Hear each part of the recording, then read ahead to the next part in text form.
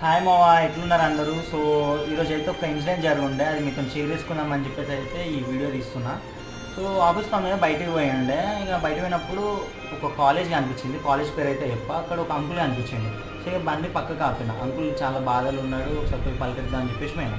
Uncle ఏం సంగతి ఏంటంటే, చిన్న ఇట్లా మా కొడుకు యొక్క 10 సప్లీలు ఉన్నాయి, ఇట్లా ఫీ కడదామని చెప్పేసి వస్తే ఎగ్జామ్ ఫీ కట్టమని చెప్పేసి అంటున్నారు. కాలేజ్ ఫీ అంతా క్లియర్ చేస్తేనే కడదామని చెప్పేసి అనుండే.